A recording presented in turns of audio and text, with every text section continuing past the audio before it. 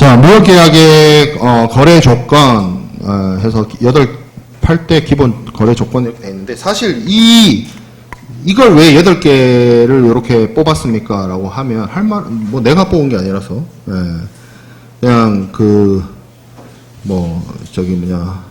오랜 기간 이 무역 실무 쪽에 연구를 하신 교수님들이 대체적으로 한 이 8가지 조건, 교수님들마다 조금 끝에 한두 가지 정도에 대해서 생각이 좀 다르신 분들도 있는데, 대체적으로 한 이 8가지 조건을 기본 거래 조건이라고 하고, 이 기본 거래 조건들이 쉽게 말하면 우리가 앞에서 얘기했던 CISG의 부가조건부 승낙의 실질적 변경에 해당되는 그런 조건들이 되겠습니다. 그러니까 무역계약을 함에 있어서 이 정도 사안들은 어느 정도 결정이 이루어지고 합의가 된 상태에서 계약 이행이 이루어져야 되는 아주 중요한 기본 조건이라고 할 수 있는데, 물론 실제 거래는 다양한 형태를 띠고 다양한 모습을 가지고 있기 때문에 경우에 따라서는 이 8대 기본 조건 외에 다른 중요한 사안들이 거래의 주요한 조건이 될 수도 있고 그렇게 변형되어질 수 있지만, 가장 기본적인 부분이라고 생각을 해 볼 수 있습니다. 그리고 가장 어떤 물건을 거래한다라고 했을 때 그 물건의 수준, 그 물건의 품질, 퀄리티를 결정하는 것은 매우 중요합니다. 왜냐하면 매도인과 매수인 사이에서 어떤 물건을 거래한다라고 했을 때 그 어떤 물건의 그 정도라고 하는 것들이 양측의 명확한 합의가 이루어지지 않을 수도 있기 때문에 이걸 잘 정하는 것이 필요하고, 그 품질에 대한 어떤 눈높이가 다르면 분쟁이 발생할 가능성이 매우 높다는 거죠. 뒤에 문 좀 닫아. 자, 그러면 품질을 결정하는 가장 좋은 방법 뭐냐? 양 당사자 합의한 대로 하면 됩니다. 양 당사자가 합의한 대로 진행을 하면 되고, 만약에 합의가 없으면 사실 이것도 좀 말이 안 되는 게, 무역 거래를 하겠다는 사람들이, 국제 물품 매매 계약을 하겠다라고 하는 사람들이 물품에 대한 품질을 안 정하고 거래를 진행한다라면 그건 도대체 그죠?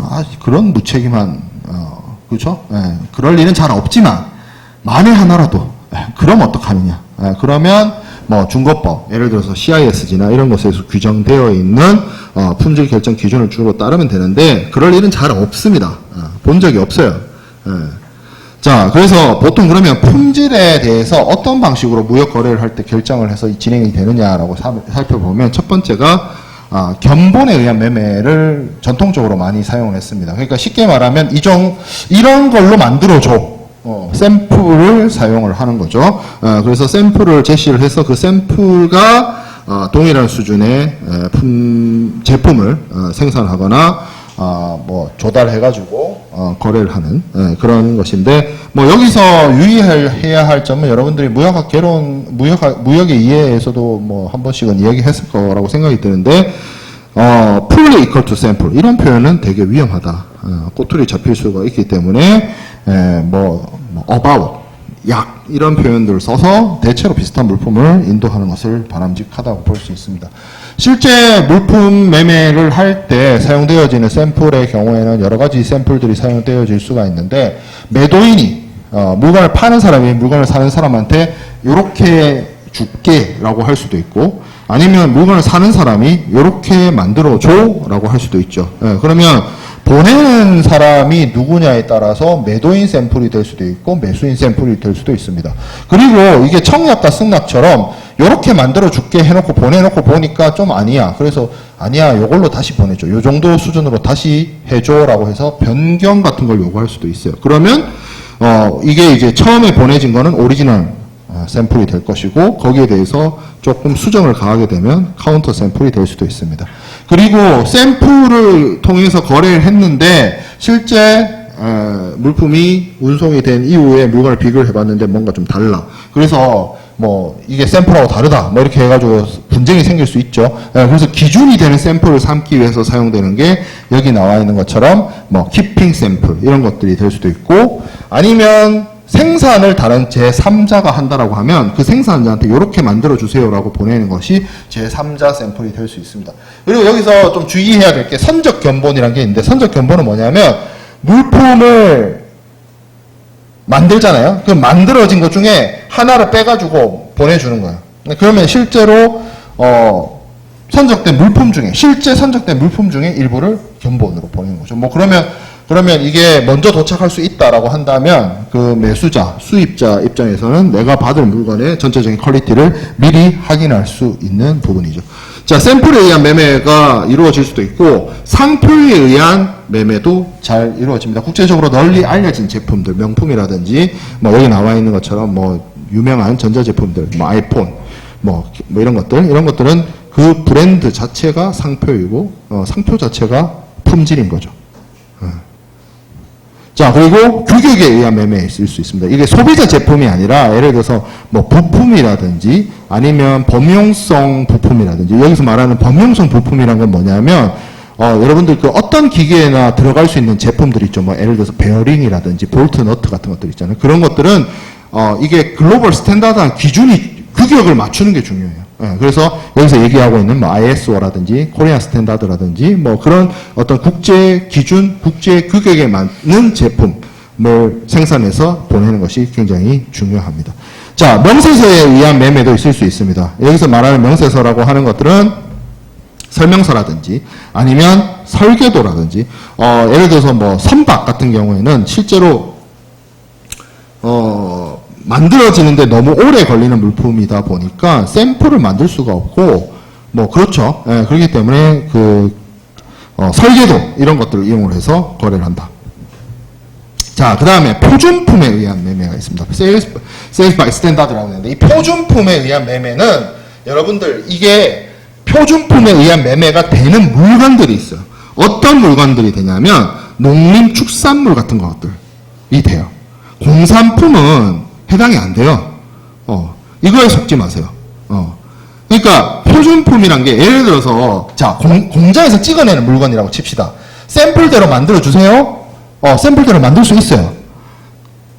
사과나무에 열리는 사과를 샘플을 보내놓고 요렇게 사과를 농사 지어 주세요. 가능해요? 안 가능합니다.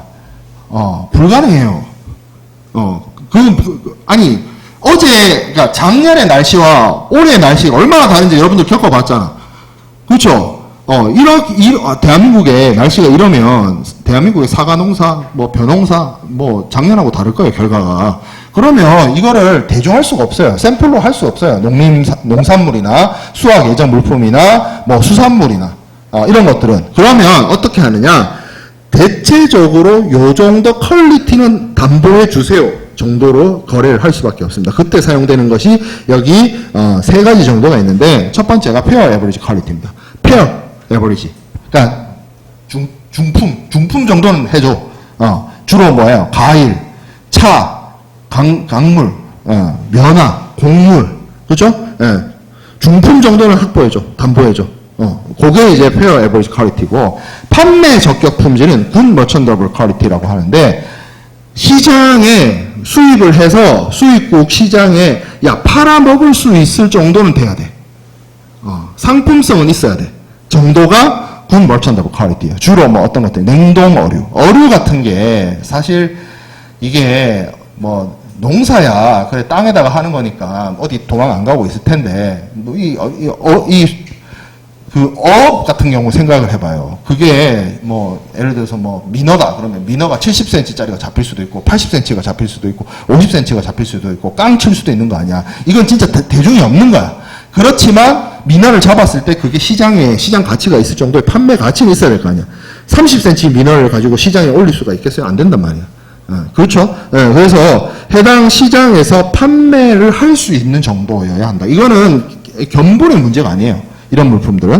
자, 보통 품질 조건, usual standard quality가 있습니다. 특히 여기 들어가는 것들은 그 제품 자체를 어떻게 보면 공인하는, 검증 기관 같은 게 있어요. 대표적으로 커튼, 면화, 목화죠, 목화. 공인된 검사 기관이나 표준 기관에서 한국 인상, 이런 것들에 의해서 품질을 결정한다. 1등급 저도 정확하게 모르겠어요. 내가 무슨 목화를 실제로 본 적도 없어. 그냥 여러분들하고 똑같아요. 위인전에서 문익점이 키웠다 정도로만 알지 실제로 목화를 본 적은 없는데 오늘날에 목화의 가장 주요한 생산국이 여전히 미국이 생산 많이 합니다. US 커튼 많이 하고, 최근에는 중앙아시아 국가들 있죠. 중앙아시아 국가들에서도 모카 농사를 많이 지어요. 그러면 거기에서 이제 검사를 해가지고 모카의 퀄리티가 결정이 되겠죠. 그걸 이제 판단을 해서 거래를 한다는 거죠. 자, 점검 매매 있습니다. BWT 알아요. 여러분들 앞에서 공부했어요. 보세 창고도 거래입니다. 보세 창고도 거래가 뭐였죠? 수입국에 보세 창고 지어놓고 세금 안 낸 상태에서 물품 갖다 놓고 수입상이 실제 물품 검사하고 한 다음에 수입할 수 있게 하는 거. 그러면 수입하는 사람이 물품을 직접 자기 눈으로 살펴볼 수 있죠. 그런 점검 매매도 할 수가 있다는 거죠. COD는 캐시 온 딜리버리인데 이건 뒤에서 얘기할 거니까 뒤에 가서 얘기합시다. 자, 품질의 결정 시기. 일반 물품의 품질 결정 시기가 있어요. 어떻게 결정하느냐? 품질을 결정하는 시점의 이야기인데 선적할 때 품질을 결정할 수도 있고요. 양육할 때 물품을 배에서 내릴 때 결정할 수도 있습니다. 이게 여러분들 쉽게 생각해서 배에 실을 때 품질을 결정한다라고 하면 누가 유리해요? 수출하는 사람이. 배에 실어주면 끝. 운송 도중에 난리 나는 건 내 알 바 아님. 근데 품질을 물건을 배에서 내릴 때 결정한다라고 하면 누가 유리하냐? 수입상이 유리합니다. 적어도 목적지 양육항까지 수입국에 있는 목적지 양육항까지 품질이 유지가 돼야 돼요. 누구의 책임으로? 수출자의 책임으로. 그러면 지금 여기 보면 인커텀스의 F 조건, C 조건, 아니면 표준품 매매의 FAQ, Fair Average Quality, 아니면 인커텀스의 D 조건을 쓰거나 GMQ를 쓰는 경우가 양육 품질 조건이라고 되어 있는데 실제 무역 거래를 하는데 매도인과 매수인 사이에서 누구의 파워가 세냐에 따라서 선적 품질 조건을 쓰거나 양육 품질 조건을 쓰거나 결정이 되겠죠. 그러니까 이 매도인이 갑이냐 매수인이 갑이냐. 제가 무역 거래는 파트너가 있는 거래다라고 했지만 그 파트너가 동등하지는 않아요. 뭐 어떤 구매력이나 협상력이나 뭐 이런 거에 차이가 있을 수 있어요. 그러면 누가 주도권이 있느냐에 따라서 선적 품질 조건으로 가느냐 양육 품질 조건으로 가느냐 가 결정이 되어질 수가 있습니다.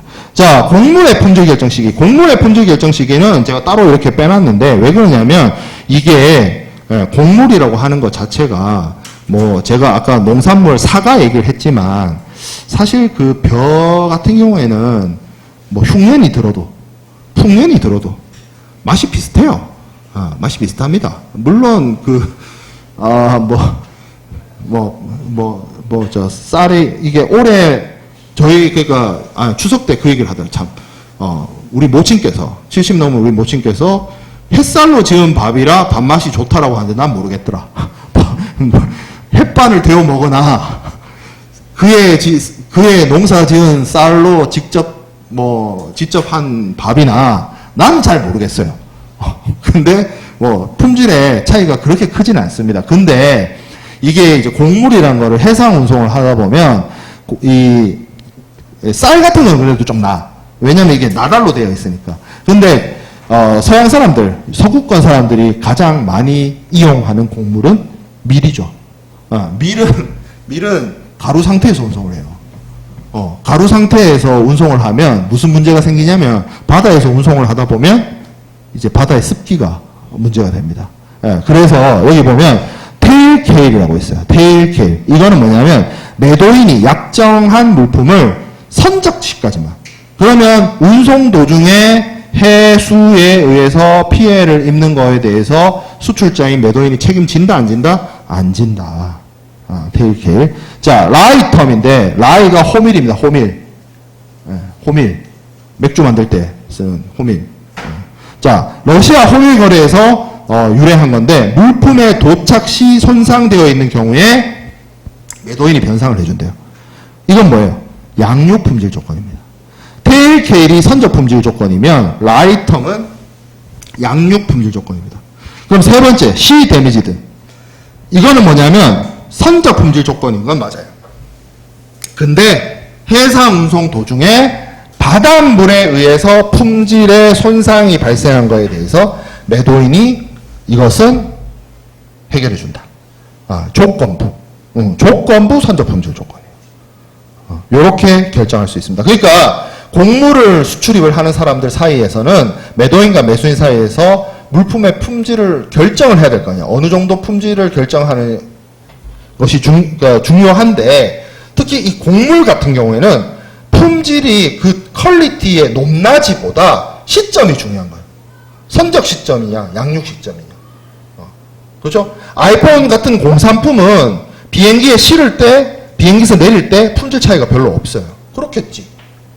근데 곡물은 해상 운송을 하다 보면 그것이 운송 도중에 변질되거나 손상될 수가 있기 때문에 문제가 된다는 거죠. 자, 품질에 대한 증명 방법이 있습니다. 물품의 품질에 대한 검사는 건의 있는 감정인, 보통 제3자가 해요. 제3자, 건의 있는 객관적인 제3자의 리포트를 통해서 사실을 입증하고 문제가 있다, 품질이 떨어진다, 뭐 이런 것들을 발생하면 그 원인에 대해서 누군가가 기책사유가 있다면 손해배상을 청구한다든지 뭐 그런 식으로 합니다. 근데 이 눈에 보이는 물품 같은 경우에는 문제가 없는데, 이 감정인이 등장을 많이 하는 것이 뭐냐면 그 화학 제품 같은 거 있죠. 그런 것들은 이제 성분 분석을 해야 되거든.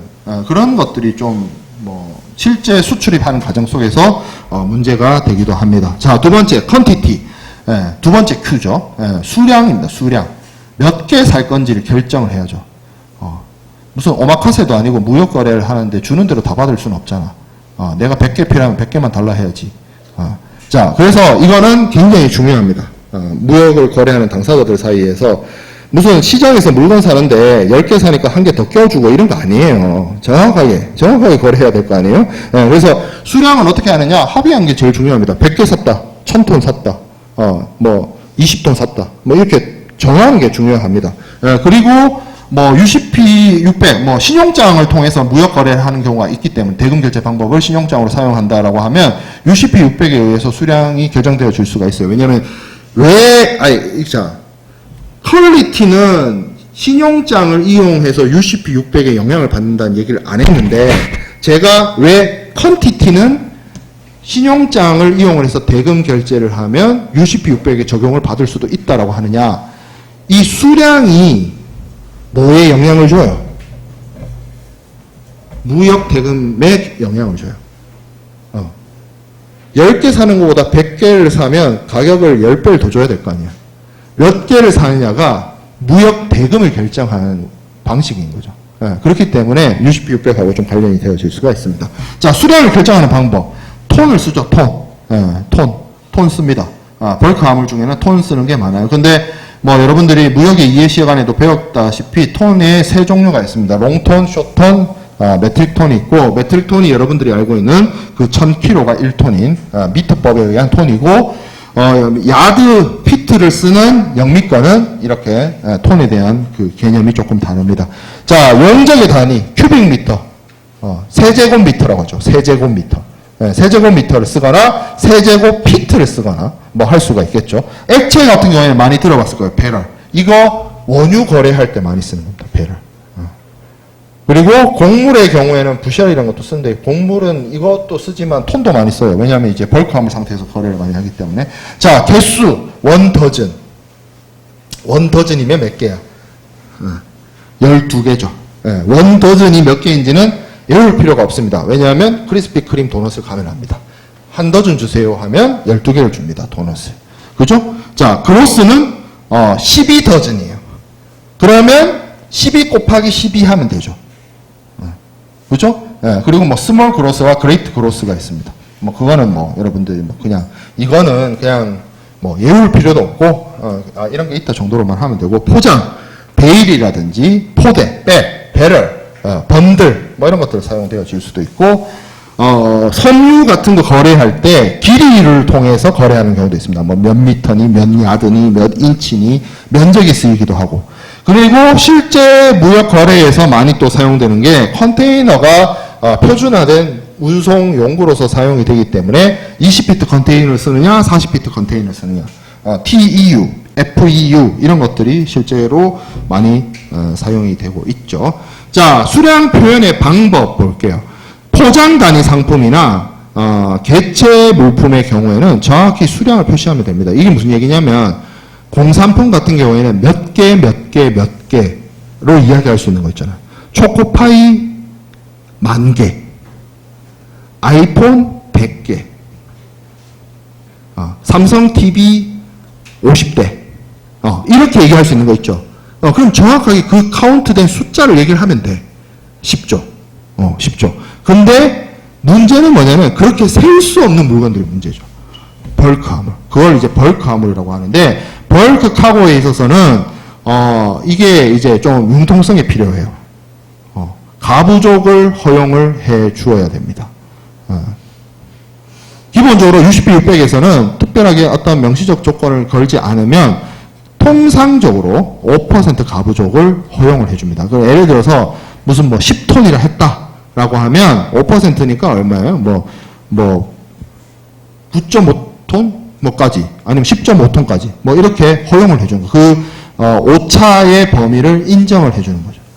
그 허용을 해줘야 됩니다. 왜냐하면 장기간에 걸쳐서 운송을 하고 그 운송하는 환경 자체가 한적을 필요로 한다거나 아니면 가혹한 바다에서 노출될 수도 있기 때문에 그런 부분들을 충분히 허용을 해줄 필요가 있습니다.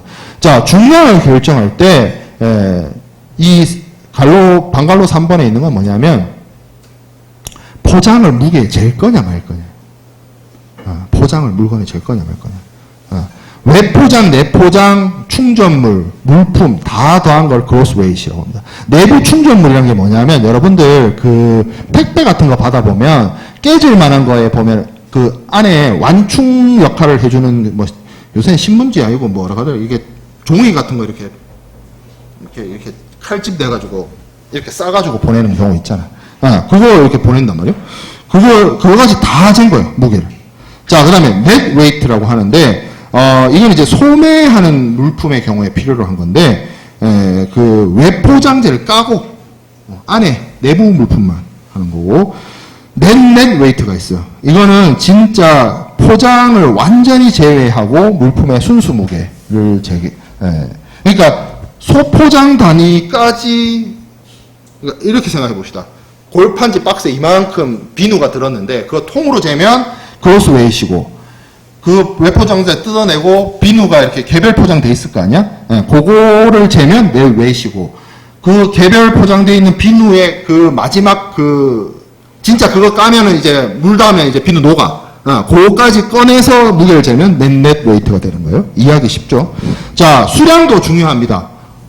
선적할 때 수량이 기준이냐, 양육할 때 수량이 기준이냐. 왜 그러냐면 운송 도중에 제가 아까 얘기했던 것처럼 벌크 화물의 경우에는 외부 환경의 변화에 따라서 물품이 증발하기도 하고 이렇게 되기 때문에 무게 변화가 발생할 수가 있어요. 그럼 그 기준을 선적 시점으로 잡느냐, 양육 시점으로 잡느냐. 당연히 선적 시점으로 잡으면 수출자가 유리하고 양육 시점으로 잡으면 수입자가 유리합니다. 자, 수량에 증명하는 방법도 마찬가지로 검정기관, 제3자를 이용을 해서 리포트를 받습니다. 괜히 이거 내가 했다가 서로 얼굴 붉힐 일 없이 공인된 제3자를 통해서 정확하게 중량이나 이런 것들을 재서 그것에 따라서 결정을 합니다. 자, 아까 제가 얘기했습니다. 벌크 화물의 경우에는 어느 정도 가부족을 용인을 해줘야 된다라는 거죠. 근데 기본적으로 제가 처음에 얘기한 거는 이 방갈로 2번, 32번 슬라이드에 방갈로 2번에 있는 거예요. 이걸 이제 more or less clause라고 하는데 기름이라든지 강물이라든지 곡물이라든지 이런 벌크 화물은 당연히 운송 도중에 감량이 발생할 수가 있습니다. 예를 들어서 지금 이제 여름이 다 지났는데 유럽이나 중동에서 한국으로 물건이 들어올 때 인도양을 통해서 들어옵니다. 그러면 유류 제품 같은 경우에는 인도양 그 적도 부근, 쉽게 말하면 그 인도 스리랑카 그 밑에 그 바다를 지나가요. 한여름에 끓습니다 거의. 왜냐하면 생각해봐요. 유조선이 그 금속으로 돼 있어요. 철로 돼 있어요. 냄비야 냄비. 냄비 안에 밖에 기온은 체감 온도 막 40도 이렇게 올라가. 밀폐되어 있어. 안에 기름이야. 그게 증발이 아니라 난다면 그게 이상하죠. 조금씩 납니다. 자, 그렇기 때문에, 예, 당연히 그런 것들은 서로 허용을 해야 되는 것이고, 그거는 뭐, 당연히 뭐, 발생할 수 없는, 발생하는 부분이기 때문에, 예, 그래서, 이런 부분에 있어서 5% 가부족이 당연히 용인이 되고, 근데, 아까 제가 얘기한 것처럼 뭐, 아이폰이라든지, 삼성 TV라든지, 이런, 패킹 유닛이 있는 거, 그거는 당연히 가부족 용인이 적용되지 않습니다. 인도양 지나는데 아이폰 100개가 95개가 됐습니다. 말이 안 되잖아. 누가 가져간 거야? 5개. 그죠? 안 되는, 말이 안 되는 거야. 자, 그 다음에 계산 수량, 방갈로 1번에 계산 수량 조건이 있습니다. 가부족 용인은 벌크 하물에 한해서 기본적으로 적용이 되는 거고, 계산 수량 같은 경우에는 무역 거래하는 당사자들이 수량을 확실하게 안정하고 대략적으로 정하는 거예요.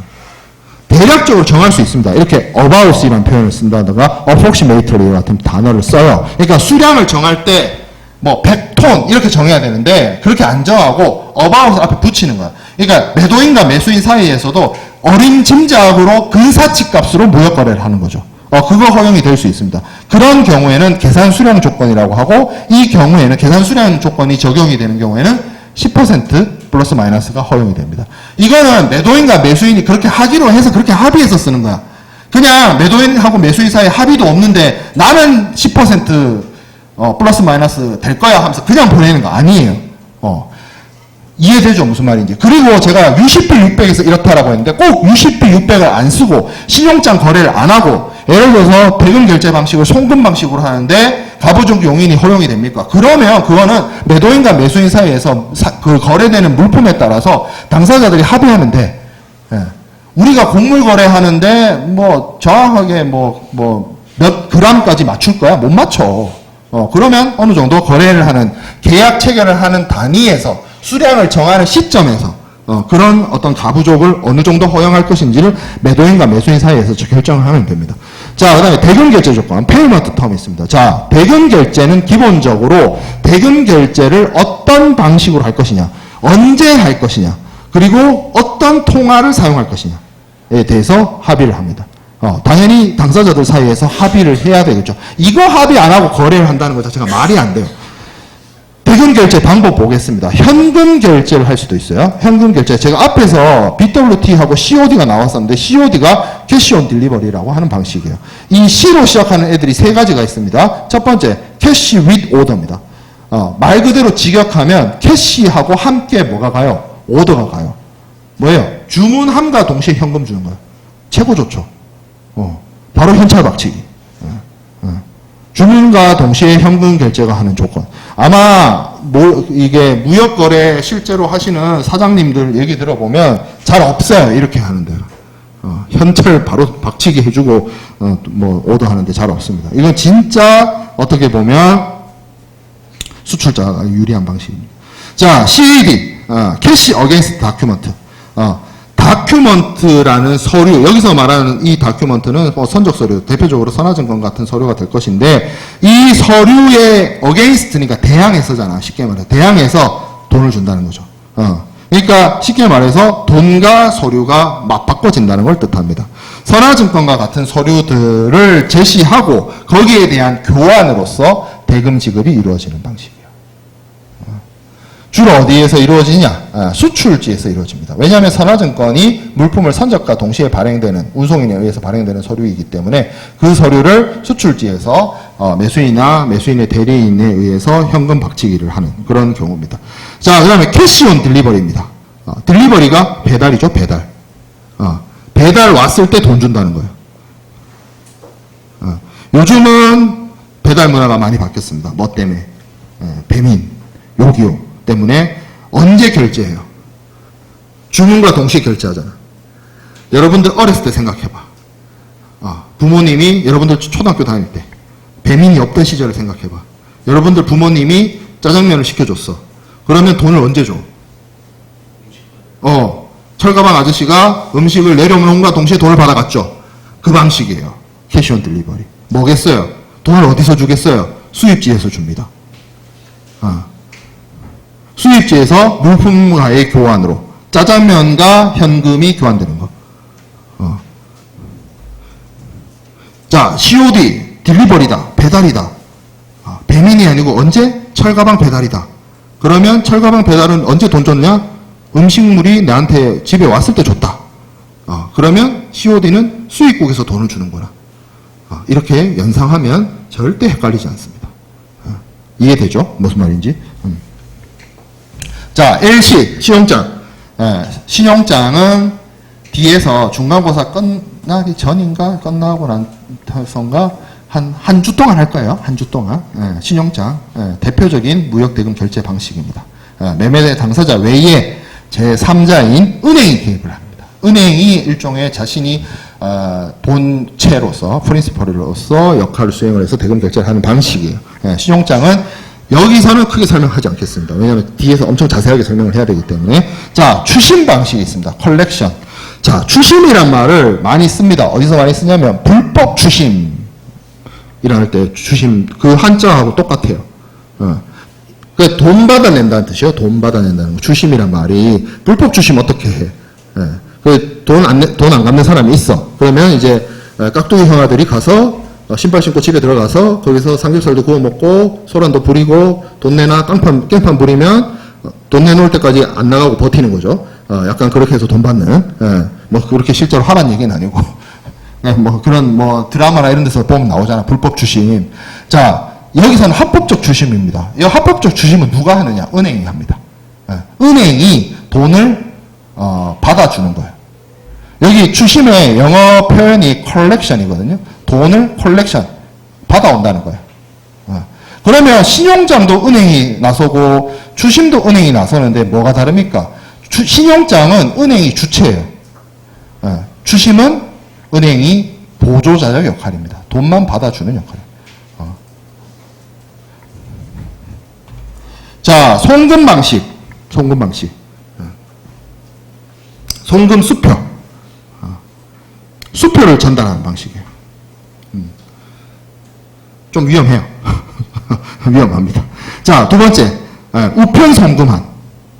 우편에다가 이게 이제 우체국을 이용해야 하는 방식입니다. 요즘엔 안 쓰죠. 요즘엔 뭐 우체국을 통해서 돈 붙이는 사람이 어디 있어? 그냥 뭐 토스나 뭐 이런 거 해도 되고, 뭐 카카오페이도 되고, 삼성페이도 되고, 하다못해 그냥 직접 계좌 이체하면 되는데, 그렇죠? 이거는 그냥 여러분들이 태어나기도 전에 멀리 있는 사람한테 돈 보낼 때 사용하던 방식이에요. 그러니까 우체국에 가서 우체국에다 돈을 내고 우체국이 편지를 줘요. 그럼 그 우체국에 상대방한테 편지가 갈 거 아니에요?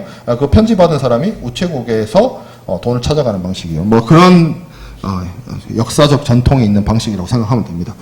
여러분들 태어나기 전에부터 사용되지 않았어요. 90년대에도 잘 안 사용됐어요. 막 80년대, 90년대 초반까지 쓰던 방식이라고 생각하면 되고. 자, 전신송금함이 있습니다. 전신송금함. 이게 오늘날의 뭐다? 계좌이체입니다. 계좌이체. 송금 방식. 그래서 교과서에서는 송금 방식이 한 3가지 있다라고 되어 있는데 2번은 거의 뭐 이거는 박물관에 가야 되는 거고 1번은 상업적 용도로 잘 안 쓰입니다. 그냥 개인과 개인 간에 이렇게 뭐 소액 거래 할 때 뭐 쓰는 경우가 있어요. 있는데 주로 무역 거래에서 쓰는 송금은 3번째예요. 은행과 은행 간의 전신으로 전산망으로 전산망이라는 표현이 맞는 게 은행과 은행 사이에서는 여러분들 스위프트라는 그 망이 형성되어 있습니다. 그거는 인터넷하고 달라요. 그거는 실제 스위프트에 가입되어 있는 국제 한 거래를 하는 국제 한 거래 약정이 맺어져 있는 은행들이 가입되어 있고 그 은행들 간에 외화를 송금하거나 뭐 입금을 받거나 할 때 사용하는 망이에요. 그걸 통해서 이제 신호가 가는 거겠죠. 저쪽으로, 저쪽 은행에다가. 자, 그러면 이 대금 결제 방법은 시기에 따라서 나눠볼 수 있습니다. 선지급이 있고 동시지급이 있고 후지급이 있는데 선지급은 여기서 말하는 선지급은 뭐겠어요? 뭔가 매수인이 매도인에게 돈을 먼저 준다는 것을 얘기해요. 후지급은 약간 외상거래인 거죠. 외상. 그럼 동시지급은? 근데 여러분들 우리가 백화점이나 편의점에서 물건을 살 때 그러니까 편의점이라고 생각해보세요. 편의점에서 물건을 살 때는 내가 물건을 받고 현찰을 내거나 신용카드를 내거나 내 휴대폰을 내밀어서 결제를 하잖아요. 그거는 동시에 이루어지잖아. 거의 뭐가 먼저 이루어지는지 굳이 따져 먹기 애매한 상태에서 거의 at the same time이잖아. 근데 무역 거래는 그게 가능할까? 불가능합니다. 왜? 멀리 떨어져 있잖아. 예를 들어서 내가 계좌 이체를 하고 저 수출자가 물건을 보내는데 우리가 9월 24일 오후 3시 47분에 똑같이 버튼 누릅시다. 이렇게 하겠어요? 안 합니다. 근데 여기서 동시 지급이라는 거는 이렇게 생각해 보면 돼요. 매도인의 역할과 매수인의 역할이 있는데 그 부담이 누가 먼저가 되느냐에 따라서 무역거래에서 말하는 신용위험이나 상업위험이 존재하잖아. 근데 이 리스크를 서로가 좀 상쇄하는 그 어느 접점에서 이루어지는 거라고 보면 돼요. 예를 들어서 선지급 같은 경우에는 물품이 선적 또는 인도되기 전에 사전에 대금을 지급한다는 거잖아요. 캐시 윗 오더. 그러니까 주문과 동시에 현찰을 준다는 거잖아. 돈을 매도인이 훨씬 일찍 받았죠. 근데 매도인이 그렇게 주문 받아놓고 물건 안 주면 어떻게 돼? 모든 리스크가 매수인한테 가죠. 여기 보면 레드 클로스 LC가 있는데 이게 LC 그러니까 신용장의 한 종류인데 레드 클로스가 되어 있어요. 그러니까 빨간 조항이 있어요. 빨간 조항이 뭐냐면 돈을 선 지급했다는 내용을 빨간색으로 적기 때문에 레드 클로스 LC라고 해요. 그러니까 뭐예요? 돈을 선불로 지급했다는 거예요. 돈을 선불로 지급했는데 떼먹으면 어떡해? 모든 리스크가 매수인한테 가잖아요. 반대로 볼까요? 후지급에 보면 물품을 선적한 후 또는 운송 서류를 인도한 후 일정 기간이 경과한 후에 대금 지급. 물품이 선적되고 나서 운송 서류를 인도하고 난 다음에도 한참의 기간이 흐른 다음에 대금 지급이 이루어진대요. 한참의 시간이 지난 다음에 돈 안 주면 어떡해? 물품 선적하고 나서 90일 뒤에 돈 주게 했는데 90일 뒤에 사람 찾아보니까 없어. 어떡할 건데? 매도인이 말 그대로 돈 떼이는 거예요. 이거는 리스크가 다 매도인한테 있습니다. 근데 동시 지급이라고 하는 것은 물품이나 서류를 인도함과 동시에 대금을 지급하는 방식이라는데 이게 정말로 물리적으로 리얼타임으로 at the same time에 한다는 뜻이 아니고 매도인과 매수인의 그런 리스크를 어느 정도 상충을 한 거예요. 어떤 방식을 이용해서? CAD나 COD나 대표적으로 신용장 방식. 신용장 방식을 이용해서.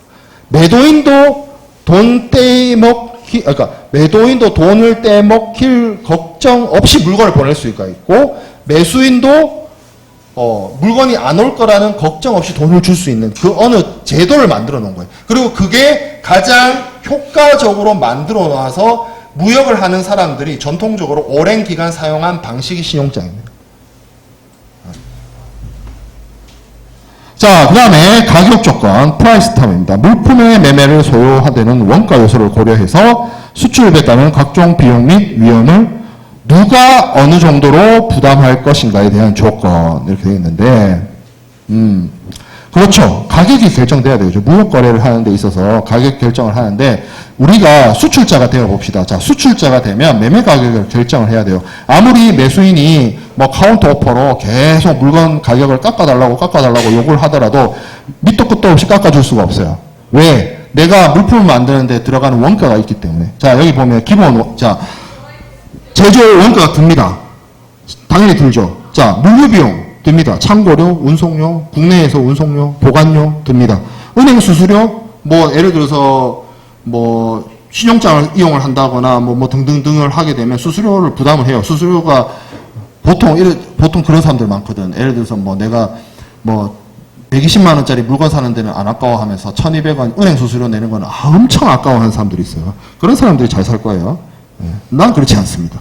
어쨌든 자, 행정비용, 수출하는 것들 중에 물품에 따라서 우리가 앞에서 제가 그런 얘기했어요. 통합공고 이런 거 했었어요. 근데 그래서 전략물자이거나 아니면 수출이 관리가 필요한 물품의 경우에는 그 관련 기간에 허가를 득해야 된다거나 할 수가 있어요. 그럼 허가를 받는데 검사를 필요로 하는 경우도 있어요. 그럼 검사 비용을 부담하거나 할 수 있습니다. 이것도 당연히 행정적인 비용이죠. 그리고 내가 땅 파서 장사할 거 아니잖아. 난 미치지 않았어. 사장님 안 미쳤어요. 돈 받아야 돼.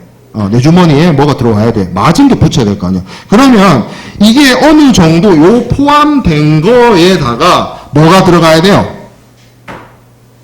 해상 운송 해야 될 거 아니야. 해상 운송. 그 다음에 보험. 보험 넣어야 될 거 아니야.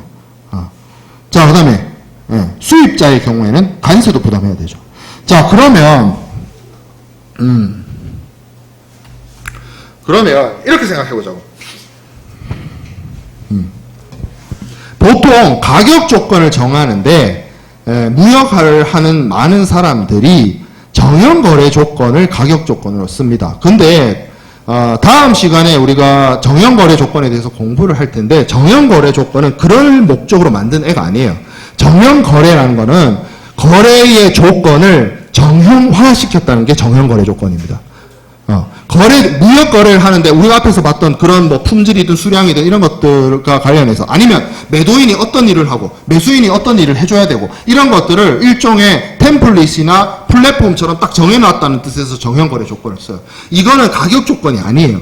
근데 많은 무역 거래를 하는 사람들이 인커텀스, 즉 다시 말하면 이 정형거래 조건을 가격 조건으로 씁니다. 왜 그럼 가격 조건으로 쓰냐면 예를 들어서 여기 지금 5가지의 원가가 계산이 되는데 이걸 가지고